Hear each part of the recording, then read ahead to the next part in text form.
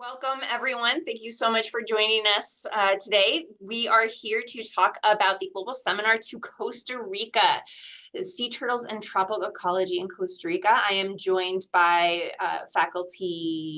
the faculty, Dr. Holway and Dr. Shurin. Or apologies, I'm not sure if I should have said professor instead there. I'm going to turn it over to them in just about 10 minutes. But first, I got a little bit to share with you logistics-wise before they get to talk about all of the great, amazing things that you would be doing in Costa Rica. All right. So first off, we are recording. It will only be shared with students who registered for the session. It's not meant to be publicly searchable. But that said, any questions you ask live will be by default included in the recording unless for some reason you ask us to take them out. That just requires a bit more editing on the back end. But anything you put in chat, I'll simply answer it live unless the answer is to just go back and check the general info session that we did. So I already alluded to the general info session. We hosted this a couple of weeks ago, and there's a recording online you can go watch. We'll also offer an in-person session later this month. It's the exact same information. It's just another opportunity for you to ask us direct questions. And we figured, since we already have the recording, why not do the second one in person? But that session covers the timeline of global seminars, the application, budgets, aid, and financial aid, and all of the resources that are available. So I'm not going to delve into all of that in detail today. I do have a couple of reminders to emphasize from that, just in case it didn't really sink in the first time. The first is that you should review the cancellation policy and withdrawal deadlines before you hit that before you ultimately hit that submit button. This really only impacts a small portion of students, but it impacts them hard if they didn't realize what the refund policy is. So basically, if you withdraw after March 1st, you could owe up to the full program cost. So just be aware of that. We want to make sure you fully understand the financial commitment. The one caveat is that if your program gets canceled for some reason, you will not be charged, and the $250 deposit will be refunded. You can sort of see the breakdown on the chart that's pasted on here. This is straight up from our website. So that gives you some idea of what the policy is. And thanks. I love seeing all these intros coming in. It's really great. All right, on to some program specifics. Now, hopefully most of you remember this graphic from that general session, but basically we break down the program cost the cost of attending a global seminar into three categories. The first two are what end up getting paid to UC San Diego, and the third is all of those out-of-pocket personal expenses you'll pay to airlines and restaurants and the US government if you need a passport. So I'm able to share that we're still working on finalizing the contract, but it looks like I can share that the range for the program cost is going to be about $7,000 to $7,200. So keep in mind that includes housing, almost all of the meals, especially because you're going to be staying in with host families for a good portion of the program.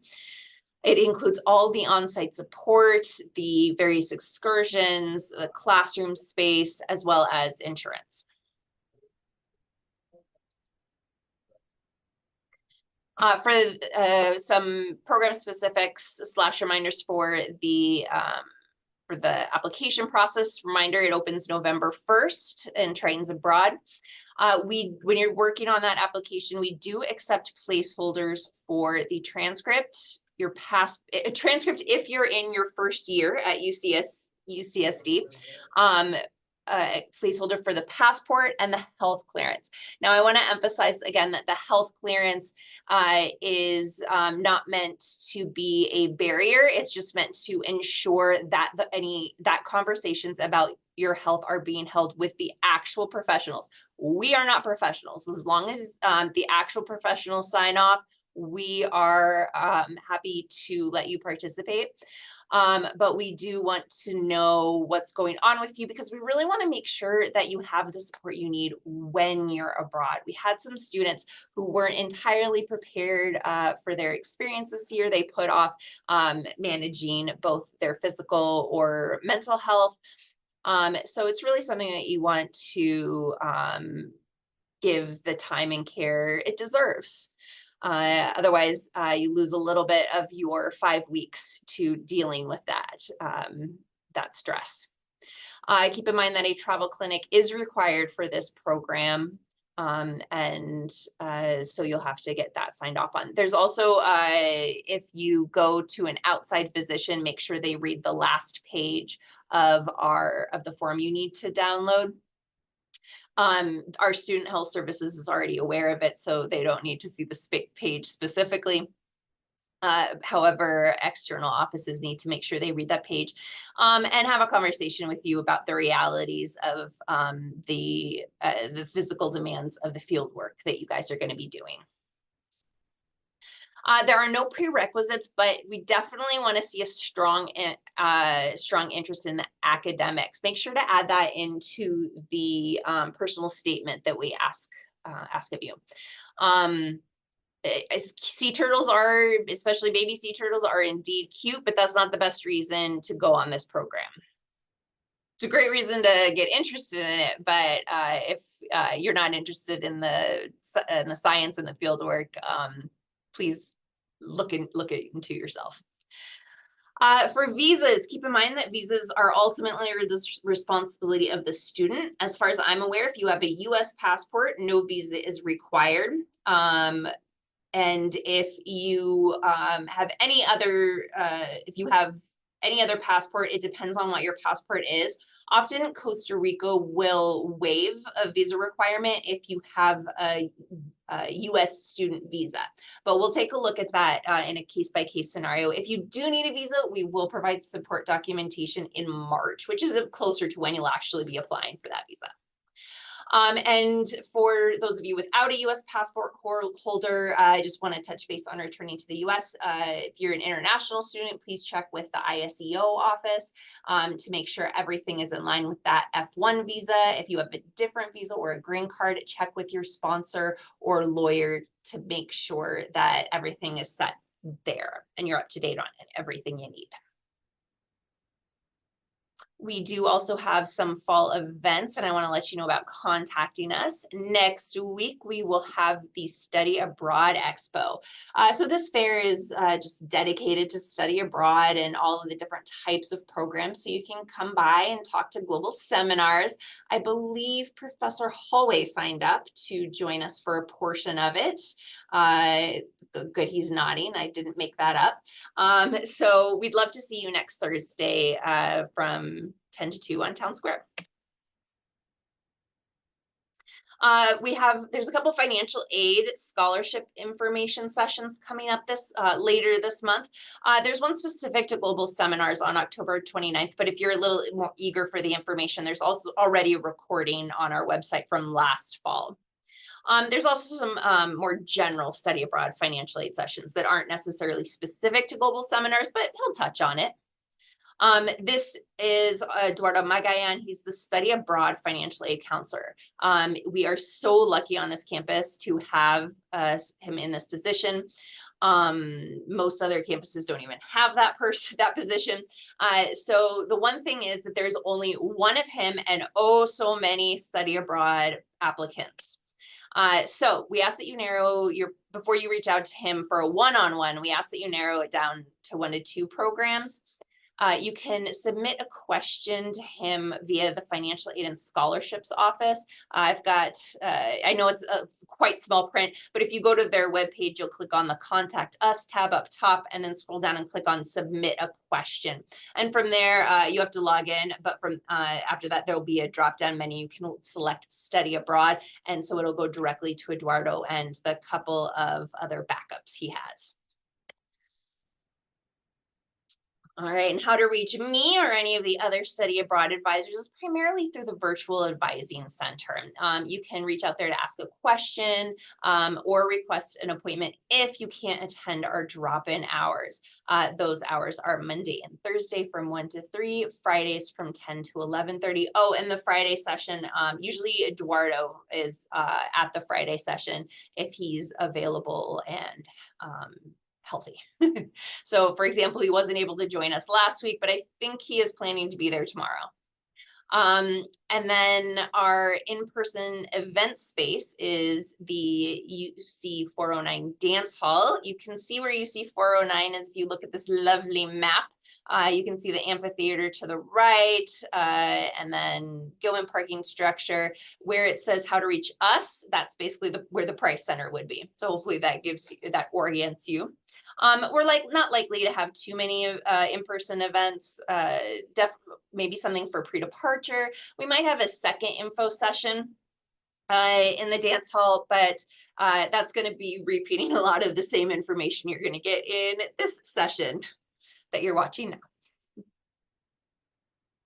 That's all I have for logistics. I hope I didn't miss any questions. It looks like it's a fantastic number of intros. Love to see all this. Oh, this is great.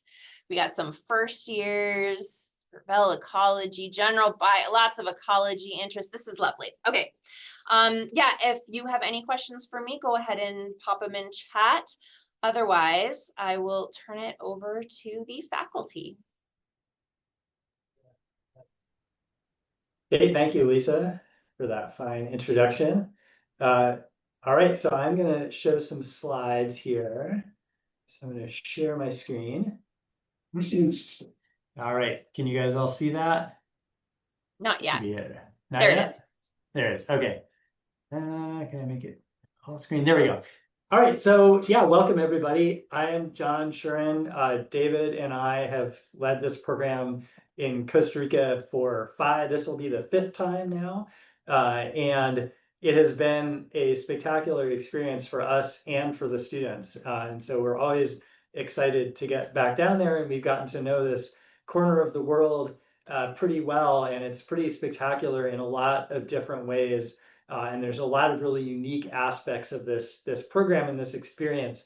And so I'm going to try and give you a flavor for that today. So hopefully you'll come away with a sense for what this experience would be like if you decide to go on it. Okay, so the red area on this map here in the lower right is the province of Guanacaste in Costa Rica. It's on the border with Nicaragua. It's in the northwest of Costa Rica on the Pacific coast. And this is our class from the first year, just out enjoying the sunset on the point at the beach there in San Juanillo, one of the 2 towns that we work in. And so why do we go to this faraway remote place? Well, there's a few things really special and spectacular about it. So the 2 classes that we offer, that we run, one of them is called Sea Turtle Ecology and Conservation. And this is a spectacular place to do this work. So sea turtles are really interesting because they have this really complicated life history where they start out as these tiny little babies, as Lisa was mentioning, adorable on the beach, and then they go out to sea and they spend some amount of time, from a few to a lot of years, before returning as adults to lay their eggs and complete their life cycle. But most of their life is spent out there in the ocean where you can't really see them and you really have no idea what they're doing. But Costa Rica is the scene of a phenomenon that only happens in a handful of places around the world, called the arribada, arribada being Spanish for the arrival. And that is for reasons that nobody knows. This is one of the beaches where an incredible number of sea turtles comes to lay their eggs based on the lunar cycle. So every month on about the last quarter moon, they show up in numbers that are either a lot to a really, really, really lot. And so they do this at night. So this picture is taken in the morning. So this is kind of like the morning after a huge party when everybody's kind of laying around and there's just like a big mess everywhere. You can see in the sand all the tracks of turtles going up and down. And if you go out at night, the beach is just absolutely covered with this one species called olive ridley sea turtles. And this is a site of a research project that's run by the Costa Rican Ministry of the Environment, where they monitor this population. So they go out while this Aribada is going on, and they count turtles, and they do transects, and they measure turtles, and they count eggs, and they mark turtles. So you put these metal tags on their flippers so you can see when turtles have returned. And so we look for marked turtles. And you guys, the class, participates in this research project. So we go out and collect this data that is used by the Costa Rican government to manage this population of turtles. And this is a really important thing for this town, Ostianal, where this happens, because the turtles are important to them because they both bring a lot of tourists to come see them, and there is also a legal harvesting of the eggs. So the turtles lay tens or hundreds of thousands of eggs, and the town is allowed to harvest some number of that to eat for themselves. And so this is, for this reason, the locals, the town is very protective of this turtle beach, and they manage this population as a cooperative. So there's a local organization that's in charge of sort of managing how this population is maintained and managed. So you guys will be, the students will be going out sampling sea turtles. So going out at night. So you see these red lights. A lot of these pictures have these red lights because white lights bother the turtles and interfere with their navigation system. And so we use red lights to see them. There's also, so most of the turtles that show up are this species called olive ridleys, but there's two other rarer species. One is the leatherback, which is this middle one here, and the other is green sea turtles. And when leatherbacks and green turtles come, their nest, they dig up the nest and they put them into a hatchery to hatch out the hatchlings to release at some future time. And so here you see students sifting sand for the hatchery to put these nests, these eggs of these leatherback sea turtles. And then on the right here, you see turtle students looking at what happens to the nests that didn't hatch, where the eggs did not hatch. So counting the eggs and looking at what stage of development they were at. So we do a lot of research and contribute to a real research project that's been going on for a couple of decades now on the population of sea turtles on this beach. So we'll learn a lot about sustainable management of natural resources, both the sea turtles and this town. The other town that we go to, San Juanillo, is a fishing town that has a cooperative for fishing. And so we'll learn a lot about how the town manages their fishing operations, how they make decisions about who is allowed to go fishing, about how many fish they're allowed to take, and collecting data on what the fishermen are catching, what the fishers are catching. And so these are just examples from some of the fish that they're bringing back of red snappers and groupers and things like that. So that is the sea turtle and marine portion. But there's a lot more going on in Guanacaste than just the sea turtles and the beach. If you go inland into the tropical forest, there's tropical dry forest. If we go up a little bit, it's tropical rainforest. And so we're doing, the other class is called tropical field ecology. And in this class, you'll learn a lot about methods for studying different kinds of organisms, going from trees to insects, to things like these hermit crabs here, birds, mammals, other kinds of plants and animals. And so we'll do a number of exercises, collecting data in the forest, learning how to characterize the vegetation and the communities of other kinds of organisms. And then you'll also have an opportunity to do and design and execute your own independent research projects. So you'll do a number of lab exercises and then also your own independent project based on your interests. And so we'll go out together in groups to collect data on plants, on invertebrates, insects, crustaceans, birds, mammals, and these are just students out in the forest taking data on the vegetation and the different kinds of organisms that we find. So the methods you learn in this portion are really applicable to a lot, not just the tropics, but doing ecology or conservation in a lot of different kinds of environments. So these are really valuable skills that you can use to study organisms, anywhere from from the poles to the equator. Just learning a lot about how to collect this data and then how to analyze and interpret this data. So you'll be learning some statistical methods, you'll be making graphs, and you'll be interpreting what these data tell you about the forests and about the environment of where we're working. You'll also get to learn a lot about natural history and the organisms that we see. So just by going out in the forest, you see lots and lots of different things, from butterflies and moths to fungi and amphibians like frogs, these giant iguanas like this big green iguana here. The howler monkeys are always around. We hear them all the time. They kind of go ooh, ooh, ooh, ooh, ooh. So that's sort of the soundtrack of all of our everyday. These footprints on the beach here are jaguars. We haven't actually seen a jaguar in person, but they've seen us. So we go out on the beach and we see tracks, and they're watching us all the time, but they're very good at not getting seen. And there's a lot of Costa Rica is a hotbed of bird diversity, and so we'll do a lot of and David in particular leads a lot of bird walks to learn to identify local birds. And students sometimes do projects on birds. Okay, so you'll be doing natural history observations. We do a class project using iNaturalist, so you'll make a bunch of observations of different species and record those and do some research on some of the kinds of species that you've seen. This is from the first year we did this, or I guess the second year of 2022. And our class made 2,433 observations. We saw 763 different species. And so we've done this year after year. And so we're able to look at what are the most common species that we observe. Are there species that we saw in one year that we didn't see in other years? And this here is a video that we took with a camera trap when we were Santa Rosa National Park of a jaguar. So the sea turtles come ashore to nest, and the jaguars kill them and eat them. So you can see this jaguar has the shell of a sea turtle that it's eaten, and sea turtles are pretty big, so it takes them a few nights to finish off that sea turtle. And so we put a camera trap out and got that video of a jaguar.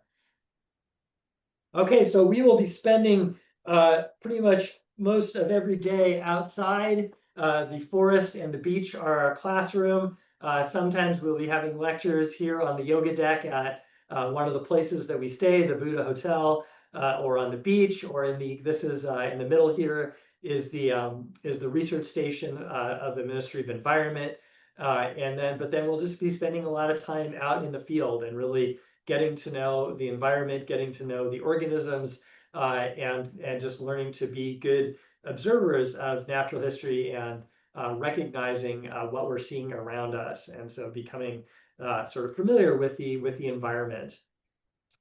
Another really special part of this program, relative to lots of other programs you guys could go on, is that we will be staying in small rural communities, and you'll be staying with local families, and they really take you guys, the students, into their homes and make them part of the community and part of their families. And so a big part of that is playing soccer, which is a huge thing in Costa Rica. They're one of the smallest countries that goes to the World Cup periodically, and every town has a local soccer team, and everybody loves to play soccer. So this is our class from the first year, playing in the mud with the local the women's team. So all these women with the sort of Thunderbolt jerseys on are the local women's team for San Juanillo, and they love to challenge us to soccer games, and so pretty much every night there's a soccer game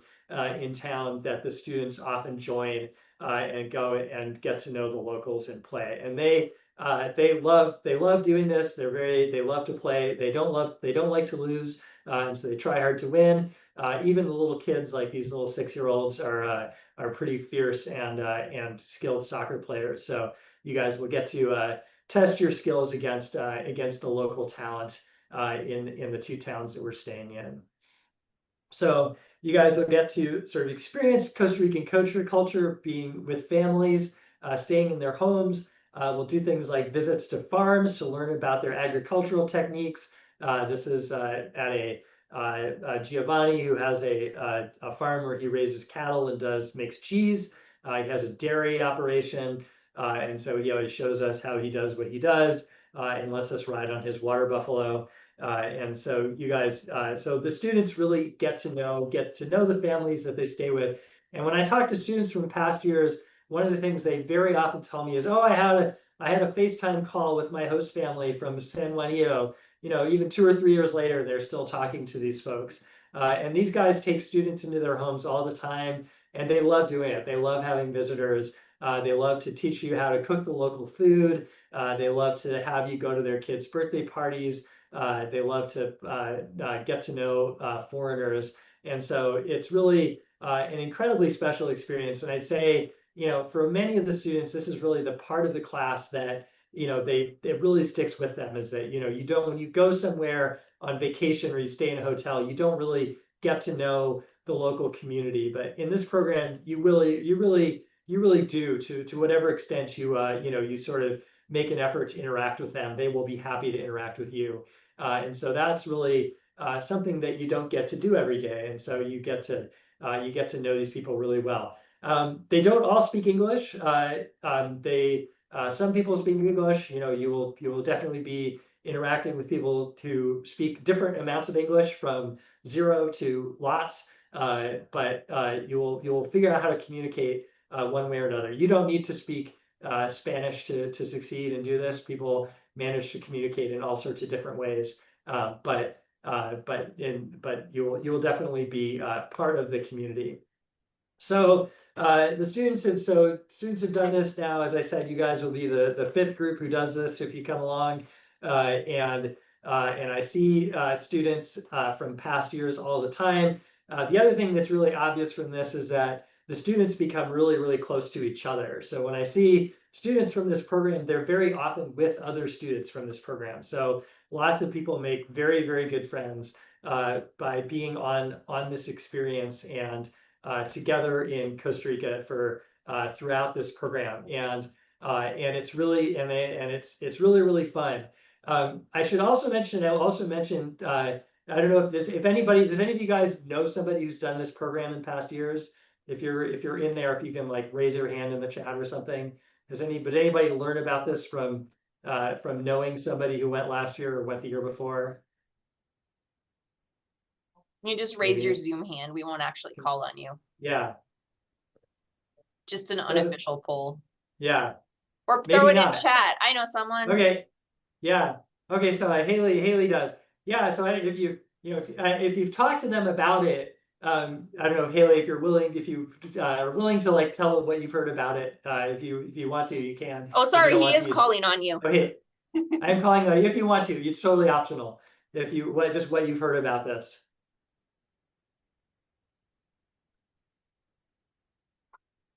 Anyways, it's if you feel like it, or you can put it in the chat. But it's an amazing experience, and but it's also she put it in chat. Haley says her friend had a great experience. That's great, and I think that's very common. It is also a fairly intense experience. So if you noticed, a lot of the work is done at night.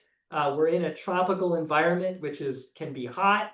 We're going to be walking in the forest and on the beach, and it's fairly intense. And so it's not it's not going to be just like being on a vacation.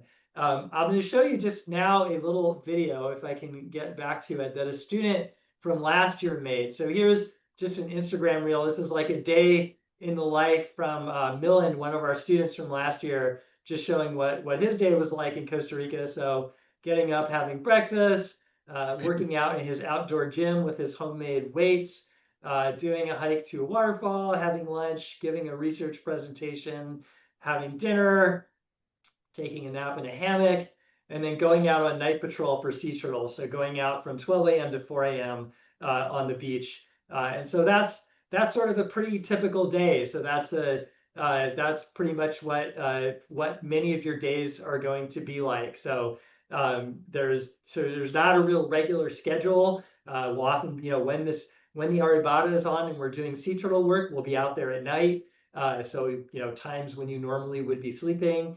And so it's a, you know, it's not just sort of a regular your sort of regular school schedule where you're you know, you're kind of you know, going to class and then, you know, just sort of doing things in the normal times. But this is going to be different than that. But it's I think for, you know, a huge majority of the students have a really great experience, and David and I have had really great experiences, and it's really fantastic getting to know you guys while you're down there, and just seeing people really experience something that's really special and unique. And so that's why we keep doing this year after year, is to try and share this experience with as many students as we possibly can.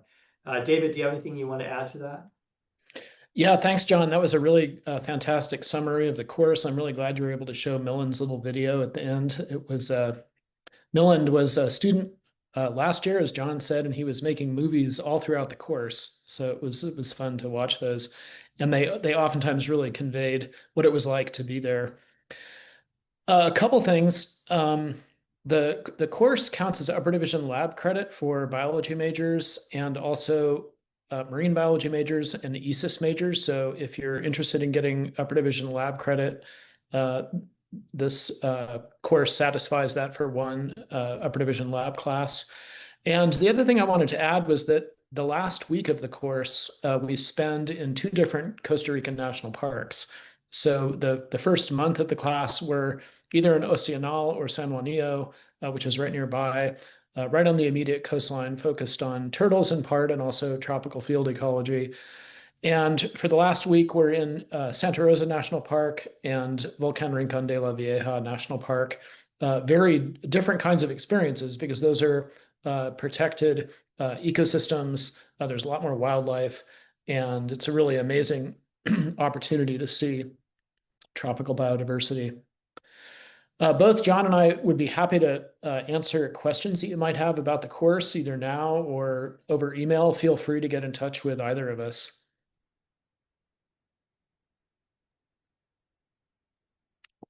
Does anyone have any questions right now?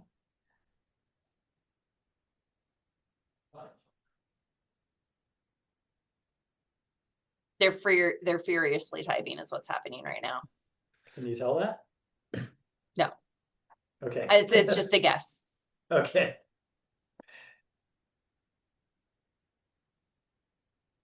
How about this? If you don't have any questions, give us a thumbs up.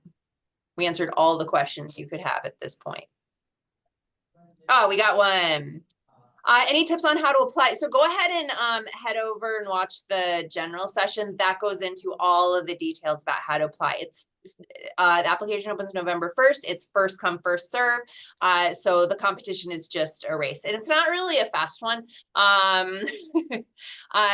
This program does only have 24 spots instead of the usual 28 for most of our other global seminars. That's just because of capacity in these small towns. Just if you're really interested in applying, be ready to apply November 1st, or at least in November. This program doesn't usually fill immediately in the first month, because we want students to make sure they're committed to the program when they hit that submit button. I will refer back to the beginning of the video, this info session, when I referenced our withdrawal policy. All global seminars, well, almost all global seminars are 5 weeks, including this one. How much financial aid is possible? That depends on your specific financial aid situation. Usually what we see, students with a high financial need will get, if they get the Pell Grant and there's money left over, they'll get the summer Pell and then the UCSD grant. And then there's also scholarships available. And at the very least, you have access to loans. I know, nobody wants to take out a loan. We're all loan averse. But if you're going to take out a loan at any point during your academic degree, this is what you do it for. If you're only going to do it once, do it for this. Studying abroad in general is a fantastic experience. This particular program is such a unique experience, even among study abroad. The opportunity to really live in these small communities and be working with the animals and just really getting involved in getting that hands-on experience is is really good. Where can we see scholarships? So the study abroad website, I might as well share my screen again.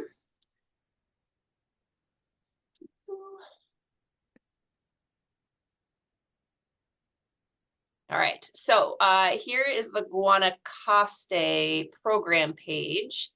And if you go to students, basically this is for all of study abroad. Keep in mind this menu. So you start with get started and you go all the way down to return. So that's how it functions. So when it comes to scholarships, that's down here, financial aid and scholarships.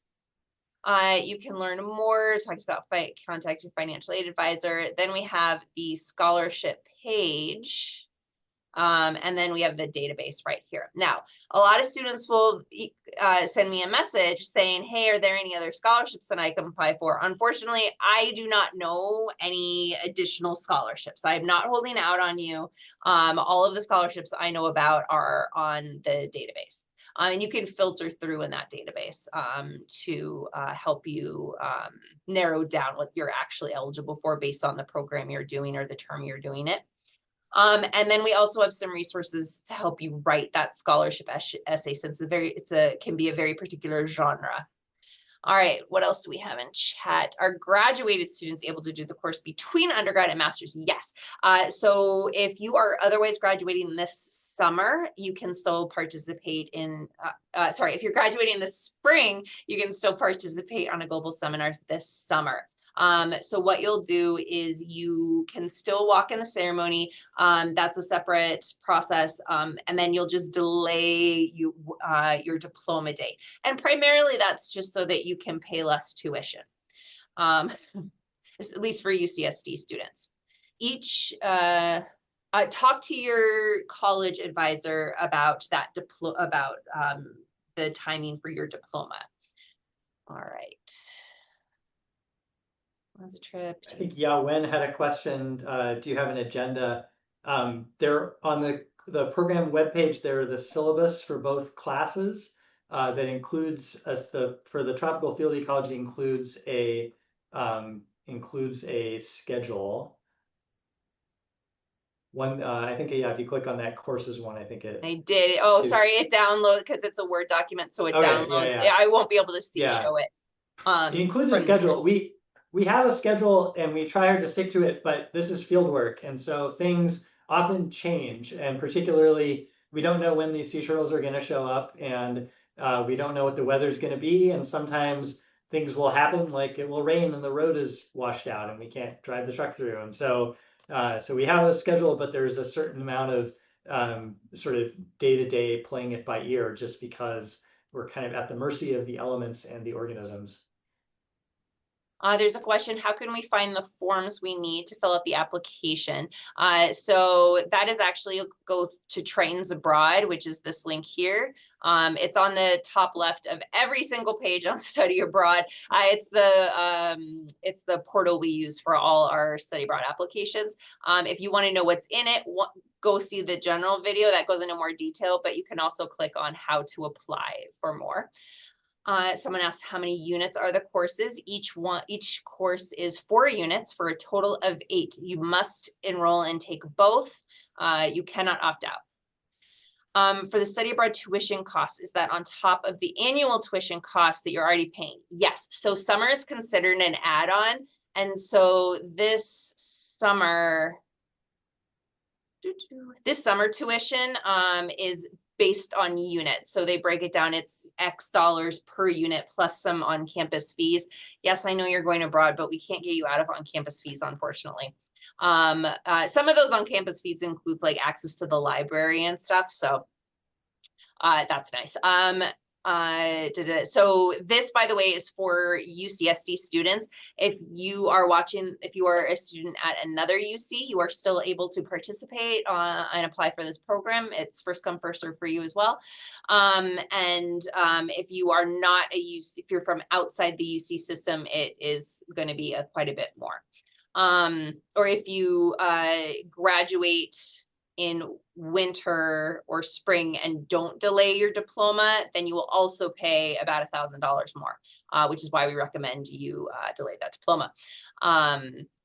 So yeah, that's extra. By the way, for anyone who's out of state or international students, there's no different cost. It's just one rate for all summer session courses.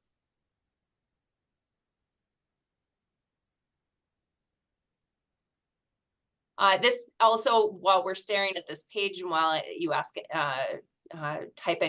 finish typing any other more questions you have, this tends to go up by, like, we usually see it by $5. This was last year's rate for 8 units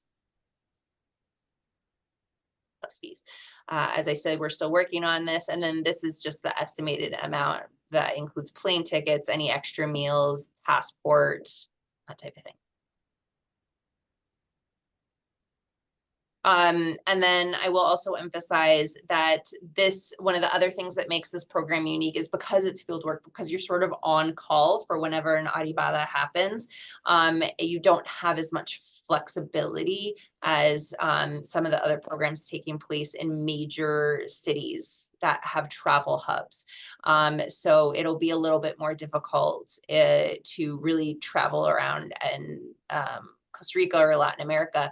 More likely what you'd want to do is plan to enjoy these small towns that you're in, and then travel after the program ends. That is a time-honored study abroad tradition. Yeah, every year we have a few students who stay for a few days to a week. Sometimes they meet friends or family and travel around different parts of Costa Rica. We're mostly in the Northwest, as John said, and Costa Rica is a small country, but surprisingly diverse. Even if you go just a small distance, you can encounter different ecosystems and a variety of different organisms. There's a question, should we apply to scholarships before or after applying to the program? Yes. Apply to scholarships anytime. Keep in mind that if you don't hear back from the scholarship until after you have to commit to the program, after the withdrawal deadline of March 1st, which is going to be most scholarships out there, you need a backup. You need to make sure you're willing to take out those loans, and that you have access to those loans.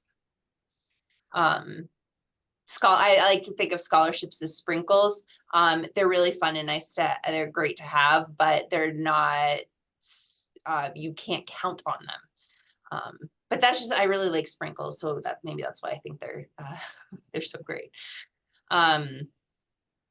We do have a planning scholarship if you are not in your final year. This is only for students who are returning next year.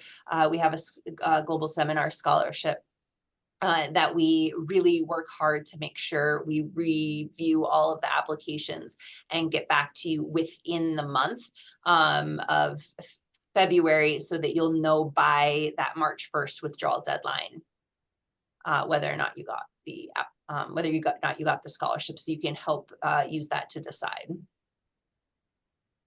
Anyone who has the Pell Grant, I highly recommend that you apply for the Gilman Scholarship. It's actually a national scholarship, despite the shared name with our campus address. They usually give a few $1,000s, and as far as I know, there's still funding for that. Hopefully the government will reopen by then.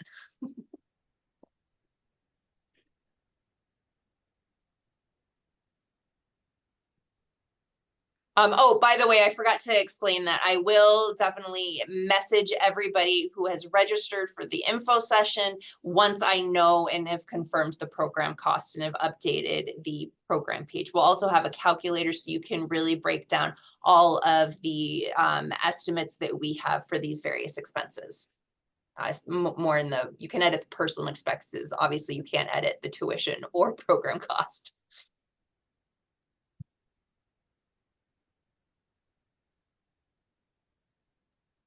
Any other questions, comments, or concerns?